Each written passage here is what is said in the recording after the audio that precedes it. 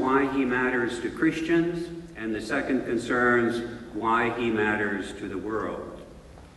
So I begin with part one, why he matters for Christians. He matters for Christians because of his status within Christianity. Jesus is, and has been proclaimed to be from the very beginning of Christianity, the decisive revelation of God. I think that's a very good shorthand description of who he is for Christianity. There are other possible shorthand descriptions as well. He is the decisive revelation of what can be seen of God in a human life. And if the word revelation is a problem for you, use synonyms like he is the decisive disclosure of what can be seen of God in a human life, or the decisive epiphany of what can be seen of God in a human life. To illustrate and amplify this with familiar language from the New Testament, Jesus is the Word become flesh, the embodiment, the incarnation of what can be seen of God in a human life. He is the light of the world. He is the light in our darkness, the true light who enlightens everyone. To continue with language from the Gospel of John, he is the bread of life, who satisfies our spiritual hunger, who is food for the journey of life. He is the true vine, and we are the branches, and it is because, for Christians, that we are part of that vine, that life flows through us. Other language from John's Gospel, he is the door, the gate, the way, the entry into a new kind of life. He is the resurrection and the life, the way into new life. Or to use the most frequent affirmation about Jesus in the New Testament, mostly in the post-Easter documents, Jesus is Lord. Even more, Jesus is the Lord. Now, Jesus is all of this, according to the testimony of his earliest followers in the New Testament, and he is still all of this for Christians. Let me do a little aside here. I am skeptical myself that any of this language goes back to Jesus. I see this language as the testimony of his followers in the decades after his death, and it reflects their experience and thought about him. And I'm adding this because of a word that Martin used in his talk. To say that it does not go back to Jesus is not to say that it's fabrication. It is testimony. It is witness to what Jesus meant in the lives of his followers. So, to sum up this point,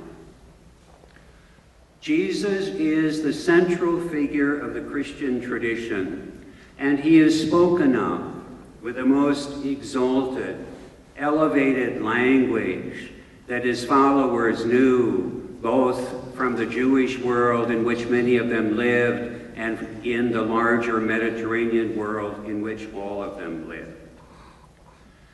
Now, from the great significance that Jesus has for Christians, it follows that how Christians think of Jesus matters greatly, just as it matters greatly how Muslims think of the Quran and how Jews think of the Torah and so forth.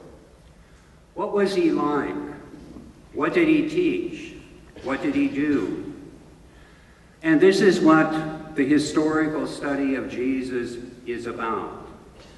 What was this figure like, who, for those of us who are Christian, is the decisive revelation of what can be seen of God in a human life? Now, this is what many of my books are about, and so I'm not going to take any number of minutes to answer that question again tonight, but I am going to provide an exceedingly concise crystallization. What I find extraordinary about Jesus is basically twofold. One, we see in Jesus a life deeply centered in God. I think, historically speaking, that it makes sense to speak of Jesus as a Jewish mystic. And mystics are people who have vivid and typically frequent experiences of God that make God profoundly real to them. And I think Jesus is one of the people in human history who lived most deeply into the reality of God as his grounding and as the source of his passion and his courage. And the second thing that I find extraordinary about Jesus is his passion for the kingdom of God. The kingdom of God was central to the message of Jesus. Mark's gospel, the earliest gospel, makes this very clear by putting it into the opening words of Jesus in Mark 1:15. And this is Mark's way of crystallizing what the message of Jesus is about, what the story of Jesus is about. It is Mark's inaugural address of Jesus. And it's about the coming of the kingdom of God, the nearness of the kingdom of God. Now, what's the kingdom of God about? The kingdom of God is not about heaven. The kingdom of God is not about an afterlife. Now, did Jesus believe in an afterlife? I think so. But I don't see it as being central to his message. His message was the nearness, the coming of the kingdom of God. And the kingdom of God is for the earth. Again, not about the next world, but it's for the earth. And all of us who have ever been to a Christian worship service should know this. It's right there in the Lord's Prayer. Your kingdom come on earth as it already is in heaven. My friend and colleague John Dominic Crossan has the most memorable one-liner about this. Heaven's in great shape. Earth is where the problems are. The coming of the kingdom of God is about a transformed world, a transformed earth. Or to use language that Desmond Tutu frequently uses, the kingdom of God is God's dream for this world, not dream as something vaporous and fragile, but dream in the sense in which we use the word when we ask of a person, what's your dream in life? Your dream in life is your passion. And God's passion and the passion of Jesus is for the transformation of this world, of ourselves, and of the world itself. So that's why Jesus matters to Christians. And I turn now to part 2. Why does he matter to the world? Or let me put it this way, does he matter to the world? And again, my answer is yes. And the reason is because of the world's great need for the wisdom of the enduring religions of the world, the ones that have stood the test of time.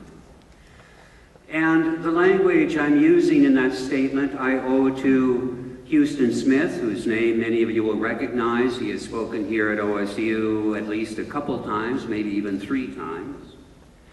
And Houston Smith, in his television series with Bill Moyers a number of years back, and also in his writing, speaks of the world's religions as wisdom traditions. Each is a wisdom tradition. As wisdom traditions, they are sources of wisdom and truth about the 2 great central questions of life. The first of these questions is about reality. What is real and what is it like? And the second of these great questions follows from the first in the broadest sense of the word. It's about ethics, namely, how then shall we live? If reality is this way, how then shall we live? What is the way, the path? And this is what the world's great wisdom traditions, including Christianity, speak about. Religions at their best, and religions are sometimes at their worst. And the good and bad in religion is not a difference between traditions, as if one tradition is good and the other ones are bad. The good and the bad are found in all traditions, including Christianity. But religions at their best are about transformation. The transformation of ourselves and of the world. And religions are also practical means for bringing about that transformation, for nurturing, facilitating that transformation of ourselves. They are about practice. And so Jesus and Christianity are about transformation, a way, a path of transformation. And Jesus stands at the center of that path, not as somebody to be believed in the modern sense of that word, where believing in Jesus means believing a set of statements about Jesus. But rather, Jesus stands at the center of that path as somebody to be followed, as the embodiment, the incarnation of that way or path of transformation. I move toward my conclusion. And let me use the language that Martin Emmrich suggested when he proposed this topic, and I'm not sure if the language is on something printed that you've seen or not, but among the questions that he raised were, why should his voice be heard? Is he merely one among the appeals of many pundits that compete in the marketplace of ideas? And my own answer to that is no.